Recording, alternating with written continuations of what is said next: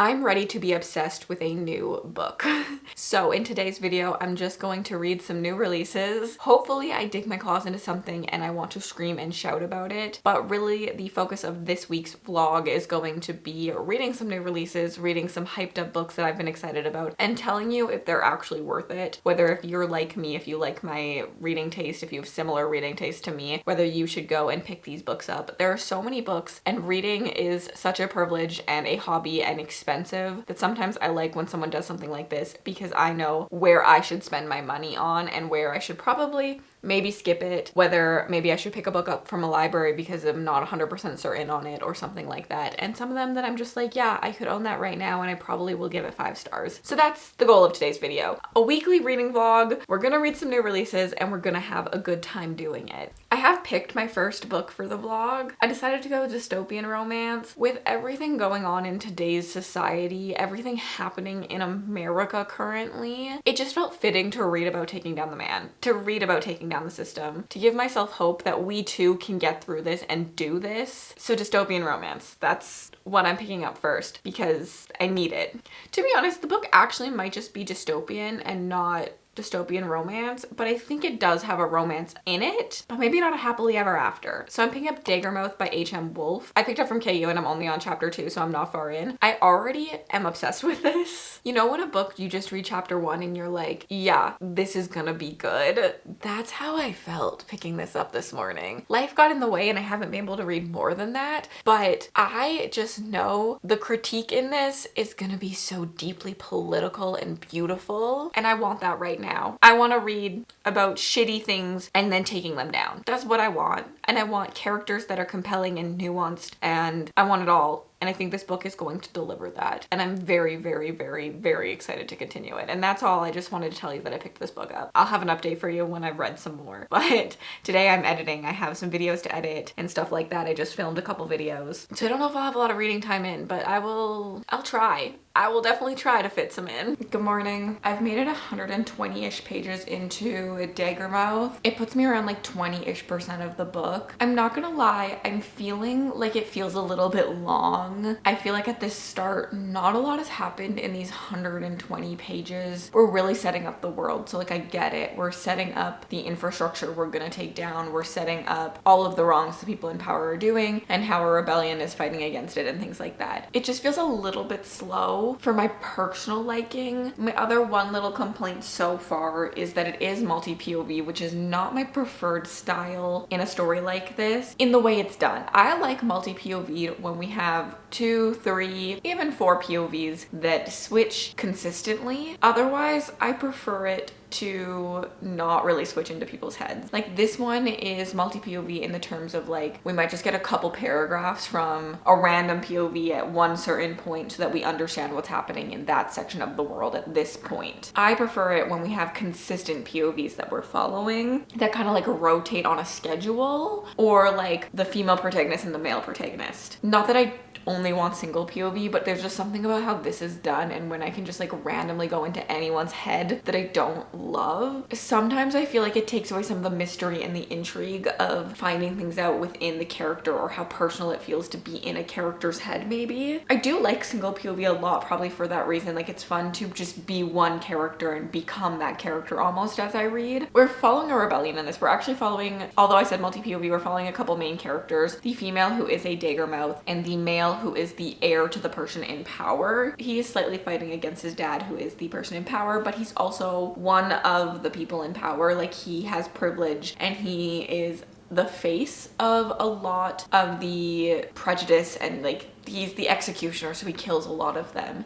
I have liked that. I think that there's going to be a lot of nuance in his character because of how he feels and how he is trapped in this society and how he's trying to fight against the powers that be, but also keep himself safe and not like get himself murdered because he can't do good if he's murdered, even though he's also doing harm. I think that there's a lot of nuance to a character like that as they realize how flawed they are and things like that. And also I like that we've still seen him have prejudice because I just think being brave bred and like born into that system that is factual. You would have some, and watching you learn why you're wrong is like very satisfying for me, because it also teaches us that the people on the other side can learn about human rights, even though they should have already known them. But like there's so much propaganda and stuff within this. And then her POV is she's Daggermouth, which is kind of like a hired assassin mercenary thing, and she is hired to kill him, but then she gets caught and she's actually forced to wed him due to a circumstance that happens.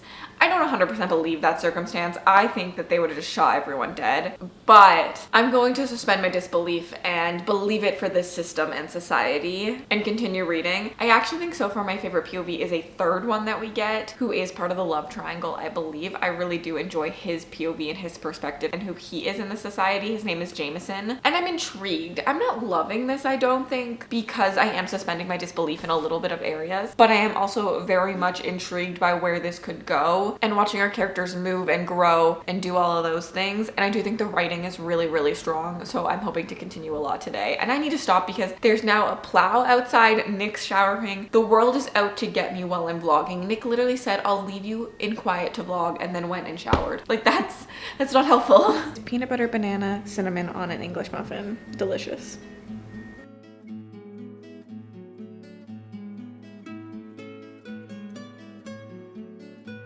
I am actually at my parents' house, and I think I'm overexposed. We are getting new windows in, which gives me time to hang out with my little kitty cats that I missed so much. She's like, hello, play with me.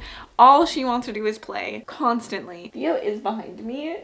He definitely is like mad that I left, but like also happy to see me, versus Miley doesn't give two fucks. She's like, now that you're here, pick up this toy and whack it around a couple times so I can chase it. But he is here. My sweet, sweet boy. I miss him so much. We did put in an application for some kittens today, so that also has me excited and has me less sad while I'm here, which is very exciting. But yeah, Nick and me are getting new windows. Our whole house needs new windows, but we're getting 4 put in today, which is all our upstairs, and we'll think about the downstairs and our sunroom at a later date. But I didn't want to be in the house with all the whacking, the banging, the cold air that's coming in because I don't have a window. So I transported myself to my parents' house for the day. But I have made it 50% into our book. I think I'm technically like 48%. There's a lot about the story that I am enjoying. I like the perspectives we're seeing. I like how nuanced it feels. I like this take on taking down the system and how reflective this is of what is going down in our actual world and society. The people with masks, like the whole society has to wear masks so that no one knows who they are and who is doing the killing and things like this. Which, yeah, hits hard, huh? So I love that. I love seeing that. I like the nuance in the character of like, we're following a character who is a villain but is better than others. I think that that is also an interesting perspective where like sometimes you have to have people take down the system a little bit from the inside. I really like the different characters and the perspectives we're getting. I will say the one thing I'm struggling with the most is how isolated the characters feel. It's making the pacing feel very slow to me. I've said time and time and time again on this channel that I just don't really vibe with stories that follow 2 characters where it's only really revolving around them. And for most of the story, we're following the 2 of them stuck in a room together as they get to know each other. I think this is going to escalate and not be just the 2 of them as we continue on in the story. So I'm really excited for this latter half because I think that that could really grip me a lot more. But I do understand why we're just getting to know the 2 of them, because they both equally want to kill each other. Like, this is a true enemies to lovers. They hate each other. They're in this room together and they are fighting their want to slash the other person's throat open. Like, they do not like each other. And so it's taking them time to like get to know each other and understand each other's side and the things that each person has done in the name of their cause. But really, when they understand that they're both fighting against the same totalitarian bastard at the top, like they're all fighting against the same guy. They've just done it different ways based on where they were born and their privilege. And I think it also, I like that when we're in his POVs, he understands the privilege he has. He's never trying to excuse his actions. I think it's a very, very, very well written POV of someone who's inside the system and is being forced to do things that they don't necessarily believe in. But like, if they didn't do these things, someone else would come that would make it worse, and they're trying in the little ways they can. It's never enough, it's not enough, and there's no excuse for what you're doing, but we can also appreciate the changes you're trying to implement and things like that. And I think it's really, really, really, really well written. There are so many quotable lines. I'm just struggling a little bit with those two characters being so much about them. I love when I get a POV outside of the two of them, actually, just because I'm like, oh, more people, more world building, more instances outside of just this room. And then I like something else that I can't remember right now because Theo's distracting me. He's playing and he's so cute. I haven't been here for so long. I just literally want to stare at them. I love cats. But anyways, I'm really unsure about this one because there's a lot of things I'm enjoying, but the pacing is not my favorite. I feel like we've spent a lot of time in this first 50% with just the two characters, and I just want it to expand, and I'm hoping this latter half will really expand. It is a duology, and I do think it's very reflective of the situation we're in, which is really shitty, but it's also nice to read about us being maybe the winners. That's all I have to say. I'm gonna go cuddle my cats. I am currently just finishing up the recent episode of The Traitors. I think this is the best season we've gotten so far. I've been loving watching it. I just think the people they picked to be the traitors really are working well, and they also know how to steal a scene in a lot of ways. So the three of them are always, I feel like I'm gravitating towards them and wanting to know what's going on and things like that. I just think it's done really well in terms of the traitors, and I'm very much engaged. I do love a lot of people on this season. I'm a big fan of Lisa Rinna. I liked Rob even when he was on Love Island. I know that's a hot take, but I did like him. I'm a big fan of Kristen from Top Chef and so many others who are just like really stealing the spotlight. I feel like Jan is so fun to watch as well. There's so many good people. There's also a couple that I wish weren't on the season, but also I love a good villain that I can just hate on a season as well. But I did finish Daggermouth last night. I think, thankfully, the last half of this book was 5-star worthy. It was everything I had wanted. It really amped up the action, amped up the pacing, and I feel like we got to see more characters than just our two characters sitting in a room together. I think it explored the complexity of its characters really well.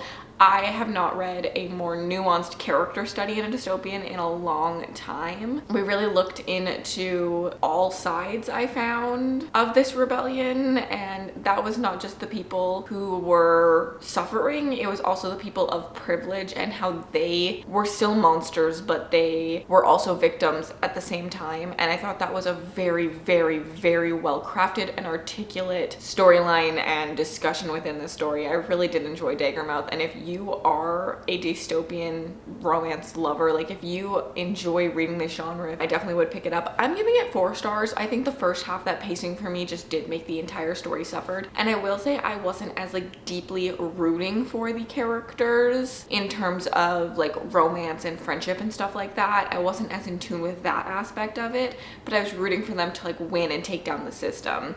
It also ends on a giant cliffhanger, like gigantic, and I need book 2. I'm really interested in seeing how my feelings progress on this one, because ending it, as I said, I'm giving it 4 stars. But with that cliffhanger, and I think the implications of what this story has said and really made me sit with in my feelings, I do think I'm going to like this book more as like time gets away with me. Like I feel like as time grows and distance grows, I'm going to be thinking about what this story said. And I will say most stories that I feel like have a slower pacing to them do this to me a lot of the time if I end up enjoying them, because I spent more time in this world learning all the little nitty-gritty things. I saw so much of the turmoil. I saw so much of real world being mirrored by this. The way that having masks covered up so much of the darkness, how that made people feel like they could do whatever the fuck they want. Not only do we see this in what is happening in our world right now and in history being repeated over and over again, I also think you could take this stance to the internet and how people on the internet tend to feel like they can say whatever they want because no one's actually like seeing you and who you are, and there's no like repercussions because you are wearing a mask. So this hits so many things for me that are so important to talk about: cyberbullying, racism, prejudice, murder that's happening currently in our society in the United States. All of those things, I think that this had very in-depth discussions on them. I am hoping for one thing in book 2 that I think would make it feel a little bit more complete for me. I would like one perspective that changes and adapts. I would like to see someone who believed in the wrong system and then we see them change, because I think that that is a perspective that we could use to understand a little bit more.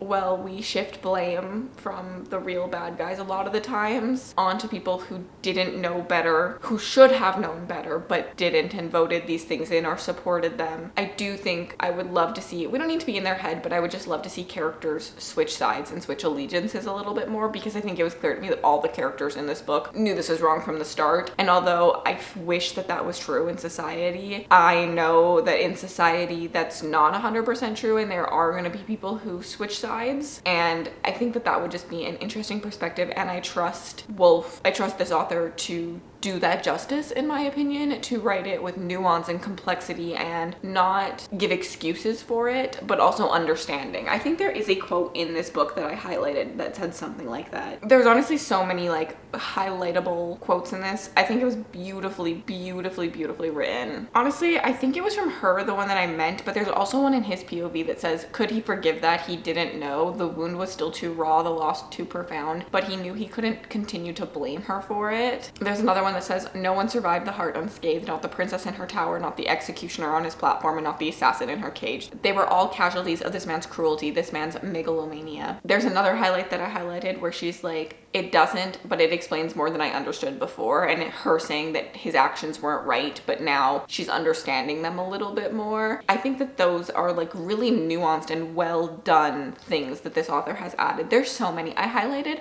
so many things. It was just full of deeply thoughtful conversations on this that I think really hit hard right now. So overall, I really did enjoy this. I will be screaming at the top of my lungs about it, even though I only gave it 4 stars. It's just that pacing for me that just like didn't have me like absolutely obsessed and giving that feeling in my bones. But who knows, maybe in a month or so I will think it's 5 stars, because that does happen to me. I allow myself to change my ratings and stuff too, because sometimes I'm ending a clip and I'm like, I have to give you a rating for this video because I'm reviewing books online, but it doesn't give my feelings enough time to grow with a book. So I will let myself change feelings later on. But yeah, I would recommend this to a lot of people. I really did enjoy it. I'm hoping that this gets picked up, or that special editions see it. We need to create a lot of hype, because I personally am not the biggest fan of the cover in this edition. So I would love for it to get some special editions, and I think it deserves it. I think it could have some wicked ass special editions. Like the graphics in this, I actually think this would make an incredible movie.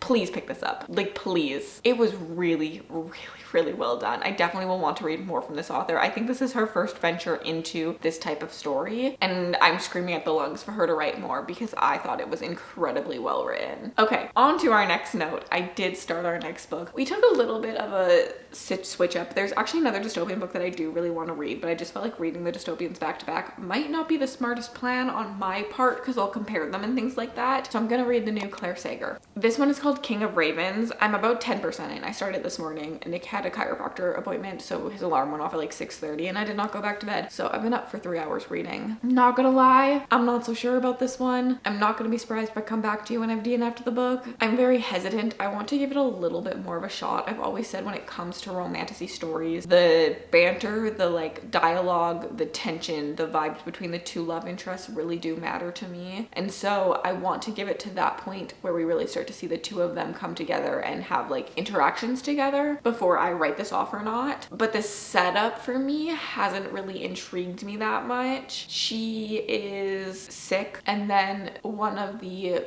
gods of death, one of the kings of death, one of the rulers of the Overlord, come to claim her due to a pact that her parents had made on her life. Very reminiscent of pacts with the Fae that were made in like our lore and mythology and stuff like that, which I do find interesting, but it's also something I've seen done over and over again because it's been based in this mythology in Fae stories. I think that's something I don't always love about Fae stories, is how reminiscent they can be of mythology and lore and things like that. Although it's something I loved about The Cruel Prince, was how rooted that felt in Fae fae mythology. So it's hit or miss for me, I guess. And I don't love our main character. I typically do love a main character who's a little bit more feisty and witty and like gives it to the man. I think that's also why I love a dystopian story, because of that. And in this one, she's very much selfless. She's very much like, I will suffer so other people don't have to suffer, which is beautiful, but not my favorite to read personally. Something about it doesn't carry the story forward the way that I want the story carried forward, and that's just personal opinion. So I'm a little bit hesitant on this. I didn't necessarily love her, which makes me a little bit concerned. I do really like her brother, but I don't think we're gonna see a lot of him. So I just want to give this a little bit more of a shot before I give up on it. But yeah, essentially she ends up being taken back to be the Lord's bride, and then I think she fights for her, she bets on her freedoms with some trials. So I'm also maybe like I should wait till the trials come into play as well. But also I'm still living the high of Daggermouth and the ending. The ending, oh my god, the ending of Daggermouth. That was something. I haven't 100% decided if I'm going to DNF King of Ravens at this point. I have read probably another like 30 pages, but it has been slow going for me. I have been like not wanting to pick it up, not gravitating to pick it up. Something about this is not calling to me. I don't know if it's the characters or the writing style or whatever. I do find that I like it while I read it, but I never want to pick it up, or I get distracted very easily because I'm not loving it. I'm just like enjoying it. Like it feels like a 3-star for me. And so I haven't fully decided, but something that is kind of leaning me towards DNFing it is that I started a new book. And this book, I already have read 50 pages. I'm already trying to figure out like what I could do today to carve out time for me to read it. I'm already like excited to read it. And so that makes me realize that it's not me, it's the book for King of Ravens. Like the book is subjective, but like I'm not just in a mood where I don't want to read. I just don't want to read that book. So I should probably DNF it, but I haven't 100% decided. But if you don't hear me talk about King of Ravens again, it's because I DNF'd the book. But the book I decided to start is We Who Will Die by Stasia Stark. I was sent a first print edition of this by the Nerd Fam, so thank you so much to the Nerd Fam and the publisher for sending this to me. It's got like a very pretty little gold sprayed edge that says "Kill or Be Killed." I'm not far into this, okay? Like not far at all, but as I said, like I'm already like wanting to read. I'm literally just starting chapter 4, which is 30 pages in, like seriously not far. The vibe already has just like instantly intrigued me. It starts very plot heavy, I feel like it's giving me a line to follow, which is something I really enjoy. Within these first 3 chapters, we're setting up the premise of the story, what's about to go down. We follow our main character who, again, I talked about this in a recent vlog, she already is pre-established as a character in her own right before the story starts, which is something I do enjoy. So we follow her as she's kind of bodyguarding for money to feed and take care of her little brothers. We don't really know what's happened to her family, and we get like little hints that people have betrayed her and broken her heart and they haven't stuck around and that they're despised now, kind of thing. Which is doing whatever she can to take care of her little brothers, and one of them is very, very, very sick and constantly needs medicine. And so she's kind of a bodyguard for hire because she once won a tournament, and that's a big deal where she is, and so people know that she's pretty good at what she does, kind of thing. And so I like that there's already like a pre-established like purpose to her characters. We've already seen her face something, and she also has a little bit of guilt because something happened in her past with one of her best friends, kind of situation. And now in order to save her brother, she ends up making a deal with a vampire to join something called the Sundering, which is essentially I think a giant tournament to figure out who's going to be the Emperor's guards. That's what I think it is. I could be wrong. Listen, I'm only 3 chapters in, so like I'm just going a little bit off like the vibes. And then if she does that, the vampire will do everything in his power to help heal her little brother, who will probably die within like weeks if he doesn't get the help. So she's desperate to help her siblings. Another thing I literally love in stories is sibling ties. Like when their motivations revolve around siblings, it's just something I so innately understand in my core, and I think it's such a powerful motive. And I understand why someone would be so desperate to help their siblings that they would agree to something that's literally like the chances of them succeeding is like 1%. Like they are 99% chance of dying. So very much intrigued already by this. There's a lot about this magic system. They have like marks on their forehead that mark them if they have magic or not. They're like sigil born or something. And so she does have a sigil, and so do both of her brothers, but her sigil never bloomed. Like she never got the power from it, which does happen, but her brothers might, and so on. And there's like a lot going on. Like I will say, I do feel like there might be a little bit too much, but but also I'm not 100% feeling overwhelmed yet, but it has the possibility of me feeling overwhelmed, so I could see someone else feeling overwhelmed. There is a lot of information happening, but it feels pretty like natural as it happens, and I have been enjoying that. So I'm very, very excited to continue this, which is good because I actually have 2 editions, because I was sent this edition by NerdFam and the publisher, but I do also pay for the Fairy Loot Romantasy sub. I 100% pay for this, all with my own money, and this was one of the picks. I have not opened this yet, so let's look at it together. Oh, that's stunning. This is what the original cover obviously looks like, and this is beautiful. I love character art on the front of my books. Like, I just think it looks really, really pretty. I am very thankful that I do have another copy, because I have seen, sadly, I think that this is really disappointing, that when people read this book and don't take off the dust jacket, the gold lettering will rub off. So definitely be careful about that if you own this. I think that's really sad and disappointing that that even happens. But if you do own this and read your Fairy Loot copy, take the dust jacket off. It's on KU, so I'm reading it on KU, but I also will probably pick up a physical at some point, which I will do with this one, because I don't need to touch this beautiful special edition if I don't have to. Oh my god. Okay, we'll get there. We will get there. Holy shit, this is stunning. Look at how gorgeous this naked hardcover is. Honestly, I think this might be the prettiest naked hardcover Fairy Loot has given me in a long time. And I'm a fan. Like, I'm a fan of Fairy Loot editions. I think that they are normally well done, well crafted, well thought out. Even when they're not like my style, I can appreciate them for people who will like them. The reverse dust jacket, in case you don't like the character art, is just the traditional cover in a different colorway. I think the red really fits with the vibe of the book that they went for, like in their edition, and doesn't feel like too much of a stray off of this one. And then the art that I literally gasped at earlier, like, this is beautiful, breathtaking. This artwork makes me want to continue reading, and that's always impressive. Oh, this one's even better. I really like that one too. I think that's absolutely gorgeous. And of course the edge, I don't know, like, let's take a second for this edge. I think it's stunning. I am very, very, very excited to read this. I hope I love it, truly. I do not want to get rid of this edition at all. And then it does have the letter from the author, which I love reading these, so I'm probably actually going to read this ASAP. I think that those are always fun to see, like, a little insight into the author, so I really do enjoy this. I can't stop looking at this. Like, I need to put it away because I just keep staring at it. It's beautiful, gorgeous. I'm so excited. I think, honestly, I'm like, do I get the audiobook? And I need to clean this room a little bit. So I was like, I could listen to the audiobook while I clean. And then yesterday on stream, we went villager hunting for the first time for my new Animal Crossing island. I stream every Monday and Friday on Twitch, and then I post the VODs to a VOD channel called Covers with Cassidy Games, in case you're interested. We did our first villager hunt, and I was like, oh, we're just gonna do a mini villager hunt. I'm gonna use like 10, maybe 15 Nook Mile tickets, and we're just gonna take whatever we feel like taking. And then as we started, I was like, no, I'm being picky and I want the perfect villager. So we went to 80 islands yesterday. I streamed for 7 hours, and we are doing it all again on Monday because I need another villager.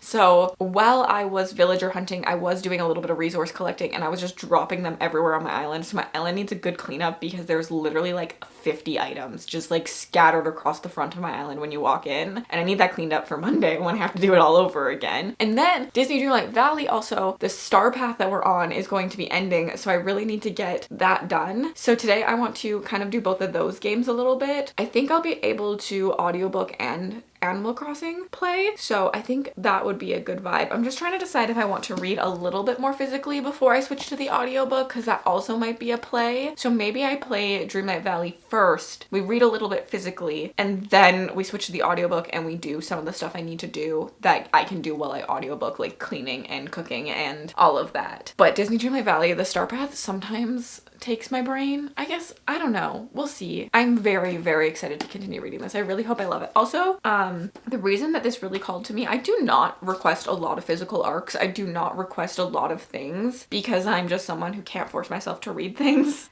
Like telling my body, like telling myself to read something. I'm just so stubborn, and I hate it about myself. But like, if I say you should do this, then something in me is like, actually nah, because someone told you, even though I literally told myself. It's really, really bad. But I requested this one because it's taglined as like Vampire Diaries meets Gladiator, and I think that sounds incredible. I love A Vampire Diaries. The Vampire Diaries love triangle is one of my all-time favorite things I've ever watched. I'm actually have been watching The Vampire Diaries with my patrons for like 4 years now. We're almost done because we did Vampire Diaries and the originals. So we're getting so close to the end and it's been so fun. And so I feel like this is just completely the vibe of everything I've ever wanted in my life. The only thing I'd want more is something based around Klaus and Caroline, because Klaus is my favorite character. Klaus and Caroline are both my favorite characters and they are my favorite ship in the entire show, which is like a popular opinion, I think. But yeah, the Vampire Diaries lore goes heavy. Like I love that show so freaking much. So this is amazing. Okay, let's get to reading because we're excited. Nick is in the shower, so I'm sorry if you hear him coughing in the background, but I really wanted a bowl of cereal and I had stuff to update you.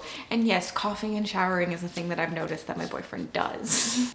But I figured I could update you on We Who Will Die, but I do want a bowl of cereal, so we're in the kitchen because I really just want it. Like I'm craving the Cinnamon Toast Crunch right now. But then I also walked in here and it's a literal disaster back there.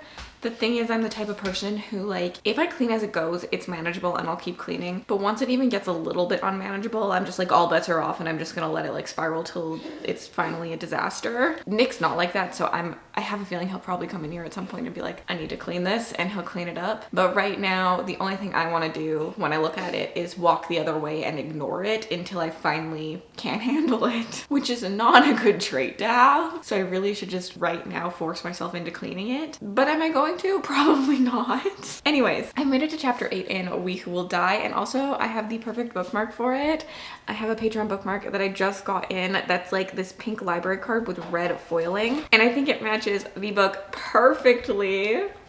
And that's exciting for me. Let me find chapter 8. I've been reading on my Kindle, so I know I'm about 30% in, which honestly, this book must be shorter than I thought it was because it's only like 80 pages in on... This has to be wrong. Hold on. I've definitely read this. Let me get my Kindle for a second and we'll figure this out together. Okay, I don't know where I got chapter 8 from. I'm on chapter 15, which is 36% in. That makes way more sense. I was like, I'm not only 100 pages in. No way. So much has happened. Oh, chapter 15, 155 pages in. That makes way more sense. I love that with this bookmark, you can just see like library cards sticking out if you stick it out like that. And I think it's really cute. Oh my God, you just scared the living shit out of me. I just look back and look who's just standing there. Okay, do you need something? I walked out and I was coming to check your angle because I walked out of the shower booty butt ass naked. And I saw your camera there and I was like, well, she might not be able to use that. No, I couldn't see anything. That would have been funny. So far, I am vibing. I just think this is a really fun read. However, I do think that I might be on the wrong side of the triangle for the first time in my life. Well, probably not the first time because this is compared to Vampire Diaries.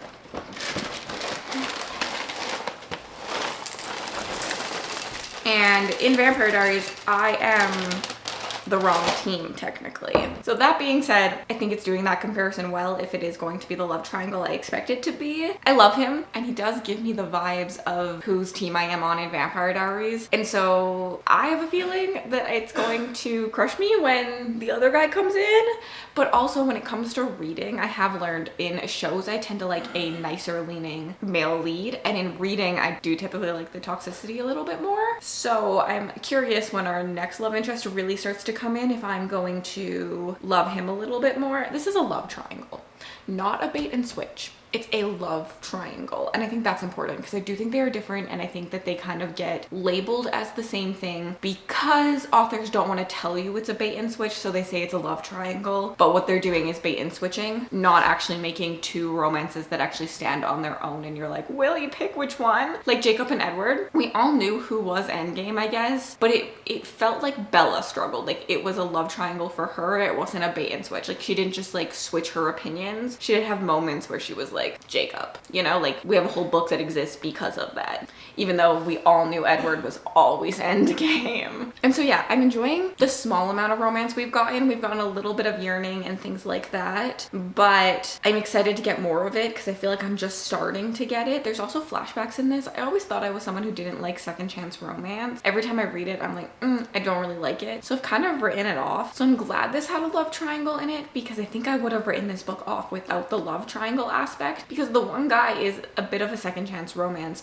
but the way it's done is in a way that I really do like it. We have flashbacks to when they were like younger and getting to know each other, so I literally get to see her fall in love still on paper, but then also in present day, it's enemies to lovers still. It's not just like, oh, I loved you once. Like there's like a whole bunch of drama around it and controversy and things like that that I really do enjoy, and I think I'm going to understand the reasoning that things were like left off and stuff, and I understand like their hate for each other and things like that because of the outcomes of their decisions they made and how those had consequences, which I really am enjoying. The world building in this is a little bit not my favorite. I'm really interested in every aspect, but I do think there's a lot going on and I'm feeling a little murky about some things. I kind of wish it was just a little bit like pulled backwards. Like I just feel like I'm getting so much information about so many things. There's vampires, there's sigils, there's griffins, there's centaurs, there's all these things that I do think are gonna make this world feel so rich and big and vivid, which is something I love. But just like how it's done is feeling like I don't have a good grasp yet on like the politics of the vampires versus the sigil born. I don't have a good grasp on all of that and like what makes everything like go together and work and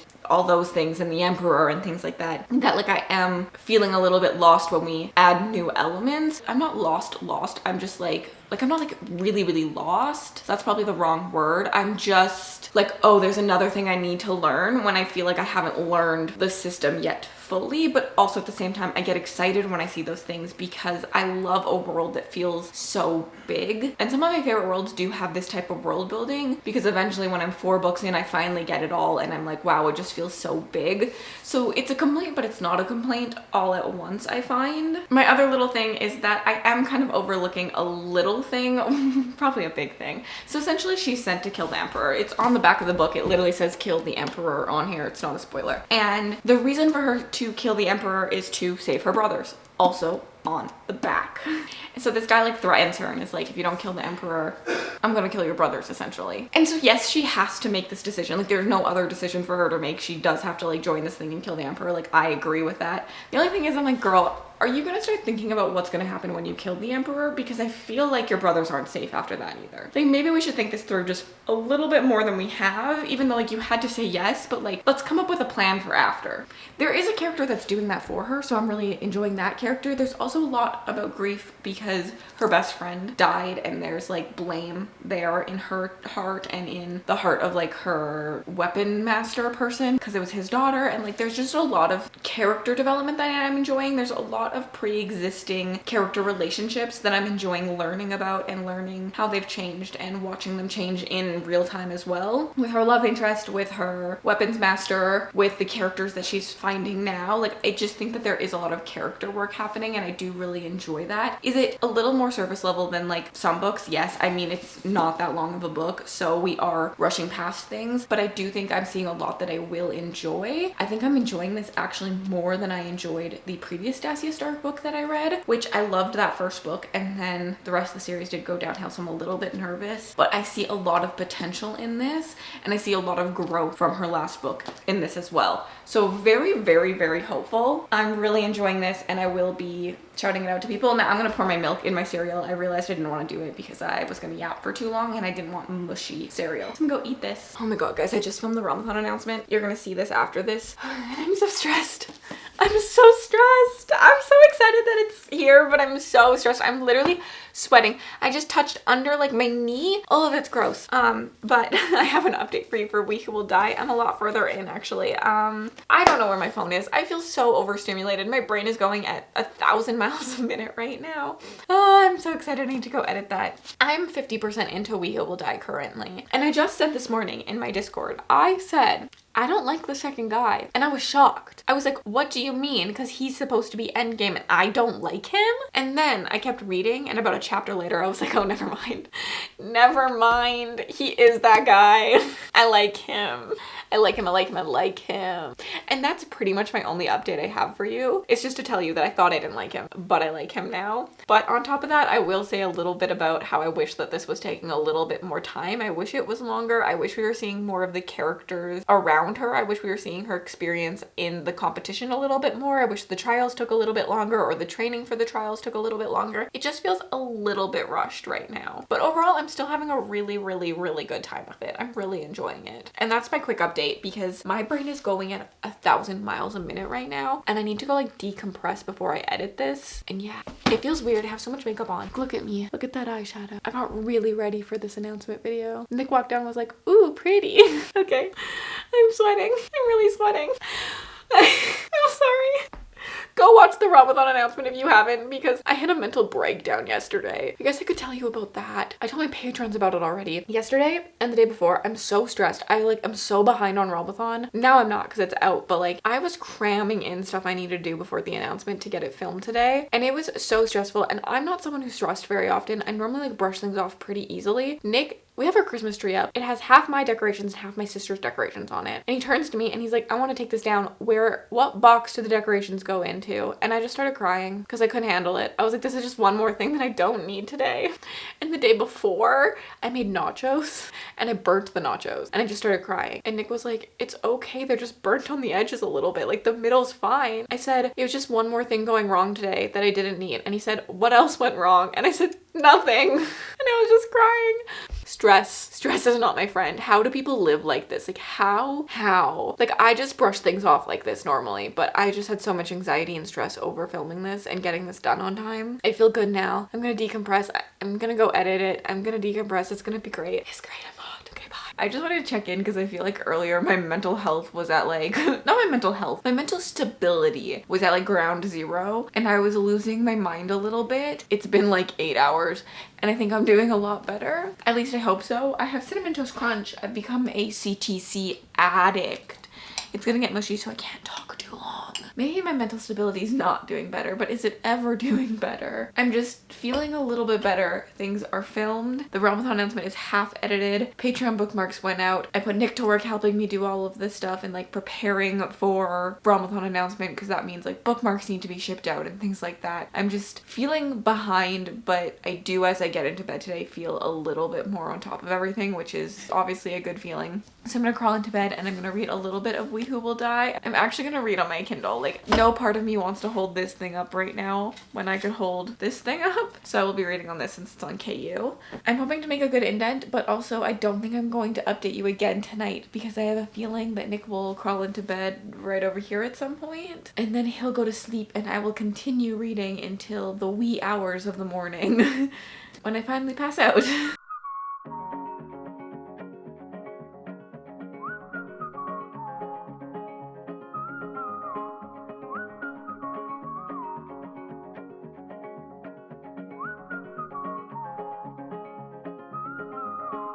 I'm so tired. I don't even know why. I didn't stay up late that. I didn't even stay up late that night. I can't even talk. I'm so tired. I didn't even stay up late last night, which is shocking because normally when I start a book and I only have like 3 hours left in the book, if I start it before bed, I'm up until I finish it. Like I'll be up till like 3 a.m. finishing the book because, you know, at the ending part of the book that you're really enjoying, there's so much going on and I just like feel like I have to ride the roller coaster all the way to the end and I can't go to sleep. But last night when Nick came to bed, I just was like at a solid spot for ending and I was tired, and so I just rolled over and went to bed. We're making a coffee, by the way, back here. I already prepped the espresso, but I'm gonna talk to you before I finish it and have like the good milky, creamy latte-ness. We Will Die. Look how close I am to the end. I actually can't believe that I'm holding out right now. I'm on page 366. This is all I have left, but I have to get some work done this morning, so I'm rewarding myself with this, which is kind of how I live my life. I love to live my life with like little rewards. I'm kind of like a child still at heart, and I can bribe myself to do things. So I need to finish editing the Realmathon video. It has to get up on YouTube. It has to be ready for a premiere this weekend. That's already up by the time you see this because it's my next video to go out, and then this video should go out, but I have to do that. So when I'm done that, I'm gonna finally get to see the ending. Although, to be honest, is it that good of a reward? Because it's probably gonna end on on a cliffhanger if I know anything about how like Stasia Stark reads, and I'm going to be desperate for book 2, which doesn't come out anytime soon. And then hopefully at some point I will get ready, and I know I want to make a reel or something about this because I really did enjoy this. I do think it's going to be 4 stars. I don't think it's going to be 5 stars. There are just some things that I wish the book had done a little bit differently or better, or just like, honestly, I just wish it was longer. Like my real big point in this is that I wish this book was longer. I feel naked outside of my hood now. But I was walking around my hood last night and Nick just couldn't stop laughing. He just thought it was so funny. He said I looked like I was a thief sent to kill him. And I was like, okay, I don't think a thief is wearing a baggy hoodie and like that's bright gray, light gray colored and looks like a rat, but that was me. Okay, what was I saying? I don't remember. I'm a parable vlogger. Well, I need caffeine, that's what I need. 4 stars. I think the ending could really have me obsessed with this book, but I wanted the book to be longer. I wanted it to take more time. I wanted more development of characters, specifically both the main characters, because Brother 2 kind of feels like a side character in this, which honestly, throwing it back to the TVD reference, Damon feels like a side character for the first season. I just wanted to be a little bit more invested in all of the characters. I feel like there's a really good found family aspect happening in this, but I just am not like being gripped into it a little bit more. And part of that is because of who our main character is and the journey she is going on. So I'm hoping in the second book we'll get more of that because she pushes everyone away. She's been hurt, she's gone through grief, and she's had so many people in her life leave her, whether through death, addiction, just literally getting up and leaving her. There's been so much that has made her this person, and so she can't let people in even though they're trying. So we can't just like fully get the found family elements because that wouldn't feel true to her character and her journey. And I am liking the arc we're going on. I am liking seeing her progress in how she feels about people and understanding that she's the problem and she's pushing people away and then they're leaving her because she's not letting them in and like things like that, which I think we can relate to in a lot of ways. And being burned once as humankind, we are this, and it talks about this a lot in this book, even with the brothers, where we kind of go in a circle where like you burn me so I burn you, or I burn someone else because you burned me, and it's just like this toxicity that never stops. And honestly, I think that it's so real to like our society and how humans operate and work. We feel the bad more than we feel the good, and it's really sad. 7 people can compliment you, 1 person insults you, and you'll remember that insult and you'll not even blink about the compliment. And so this like cycle of toxicity just never ends because you're like, well, someone said I was ugly, so I'm gonna call someone else ugly and make them have a bad day, you know? Like that's extreme. No one's doing that. Well, some people probably are, but not me. But like this vibe that like because I was hurt, I have to hurt others, or because someone did something to me, no one else deserves the happiness. And that's what leads us to these moments that we are in like society right now, because humankind is just so selfish innately. It's very sad. I feel like we're scratching the surface of a lot of these little topics. There's a lot of politics in this. There's situations on like addiction. Like sometimes we get quotes about addiction because her mother had an addiction, and those lines really resonate with me. I've never gone through someone with an addiction. I've never gone through a family member or a friend having an addiction and like losing them to the addiction, but I feel like if you had, those lines will really resonate with you because they even resonated with me. There's a lot about grief because she lost one of her best friends, and that's kind of like one of the inciting incidents behind the story. And I really do like what we're getting. I just wish everything dived a little bit deeper, and that would bring it up to a 5 star because everything we're getting is good. Like I really am enjoying it, but I'm like, can we just get more? Can we amp it up a little bit more? And I do think that was my complaint about Stasia Stark before, is that her books read like a fun time read, and I just wish that we could just get a little bit more oomph from them so I have a good time with them. I do think this has a lot more oomph than her last book, although her last series also still has some of my favorite quotes in it. I feel like she's such a quotable author. She's very insightful with her words. Let me get my phone. I did highlight some things. One of them is, one of my worst realizations was how many people will, without a second thought, trade other people's freedoms for their own minor comforts. I thought that was something pretty deeply said, and I think we can all realize that that's a problem that we all have in this world, that not all of us, but like a lot of people. She said that when you can't battle evil on a grand scale, you have to chip away at it piece by piece. You have to hold the line to protect others, and that duty belongs to everyone. Literally hits so hard right now. And then if you want a romance line, because they're also incredible. She's so quotable. All this time I thought leaving you had smashed my heart into pieces, and I'd be picking shards from my chest until the day I died. But my heart wasn't smashed. I left it with you, and you've held it hostage ever since. The yearning in that one. That's only scratching the surface of how I feel like she writes and how I want to market and write. Like honestly, this for me would have been an incredible book to annotate because of that. I just feel like there's so many hard-hitting books, and I wish that I was more into annotating. I tried. I do like it, but it's hard for me to like sit down and do it because of just how I read. But I would be intrigued to see someone annotate this and just see all of the beautiful things that they're gonna have highlighted and tabbed and all of that. And with the two boyfriends, honestly, this book would be an incredible annotation in my opinion. Now I'm like, maybe I should annotate it, but I would need a different copy because I want this copy and my other copy to stay like pristine. So maybe when the paperback comes out or something, I'll do a reread. I'm not sure. That's what I'm saying. Like, although I'm complaining about it, I'm enjoying it. I'm enjoying it enough to think about like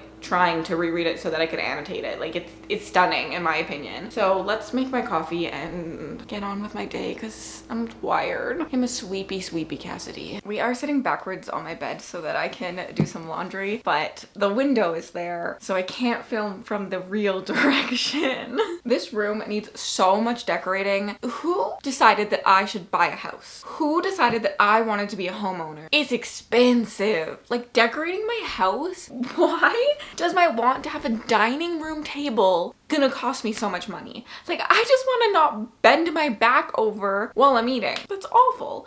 And then not to mention like all the other rooms, like we haven't even like looked at this room. This is just like things we already own, and it's not either of our styles anymore, but it is what it is. But I actually have an update for you for We Who Will Die. I finished the book and it is what I thought it was going to be. It was a 4-star. It was a very fun read in my opinion. I did really enjoy my time with it. I had a lot of fun. Like, I don't know how else to explain this to you other than like it was so much fun. My little complaints still held up all the way to the end, but I think overall my enjoyment in the story was just like worth it. Like, I just wanted to keep reading. If book 2 was out already, I would 100% be picking it up like right after this and continuing the series binge. I think the comps were pretty good.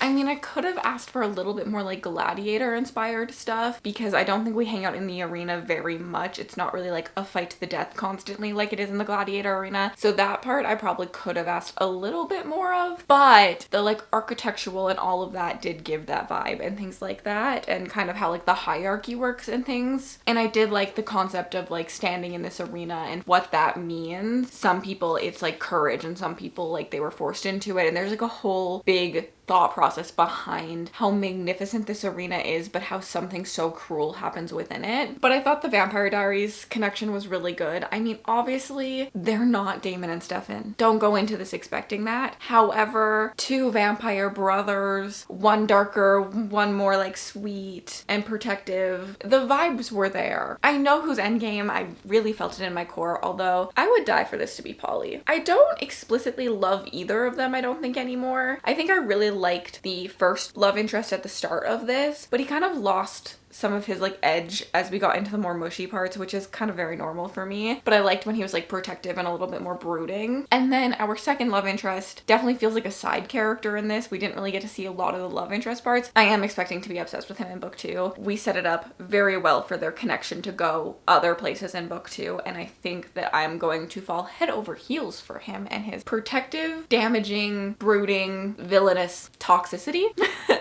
I just feel like I know who that character is going to be, and it's going to work for me in a lot of ways. Although I am sad. That's why I would like it to be Polly, because I would love to see the other relationship blossom as well. I know they're brothers, but that happens a lot in like Why Choose and stuff. They don't have to sleep with each other. They just have to sleep with her, which may be a little weird, but like it's fictional. It doesn't have to be realistic for me. Like, would I want a toxic partner? No. Do I ship it in fiction? Yes. Overall, I really liked this. 4 stars. I could see this moving up to my best books of the year as like time passes and I just like think about this book a little bit more. I'm one of those people that really thinks that my opinions can change a little bit on stories as I sit on them, especially my 4 stars. I think my 4 stars specifically either become 5 stars or become 3 stars a lot of the time.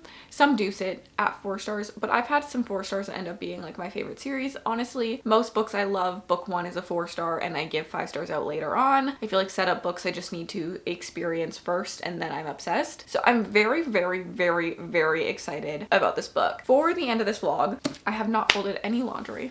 For the end of this vlog, I would love to recommend this to you. If you like my taste, if you like fast-paced banter, fun magic systems, trials, like competitions, things like that, highly would recommend picking this one up. It's not going to be like the most unique thing you've ever read, but it is fun, fast-paced, and very engaging in my opinion. Like, I always wanted to keep reading it. I also 100% recommend Daggermouth, which is also one I've gave 4 stars. Since I finished it, I've been thinking about it. I've been recommending it a lot online to people I see. One of the most nuanced character study stories I've ever read, so definitely recommend that one. And the other book that I started in this I never went back to, so it was definitely a DNF, and I personally don't recommend it if you like my reading taste. If you've liked Claire Sager in the past, maybe check her out. And I think it really did feel true to what I know of her writing and other stories, and if you like that style of story, definitely check that out. It's a little bit more just the two of them and like fae and stuff. I typically do love myself a more like dystopian, take down the system, or the vampires. Like, vampires are a buzzword for me in a fantasy story and things like that. So that one I think just wasn't my vibe in the end. Not that it was like poorly written, like I think it was really well written, so check it out if you're interested. But if you're really here because you like my taste in books, this one and Daggermouth, we're gonna see those 2 books blowing up. I'm actually about to go film reels for probably each of them to blow them up a little bit more, because I think that they both deserve so much more hype than they're getting. Very excited, especially because I own some pretty editions of this. Daggermouth did get picked up and I'm waiting. I think we're gonna get special editions of it and I want them. I want them in my hands. So anyways, that brings us to the end of the vlog. I'll leave some videos on the screen for you to check out if you're interested to hang out with me some more. You made it all the way to the end of this video and you like to leave me an emoji just to say you were here. Leave me, is there like a stone column or like a stone emoji of some sort for the gladiator vibe? And have yourselves an absolutely remarkable day.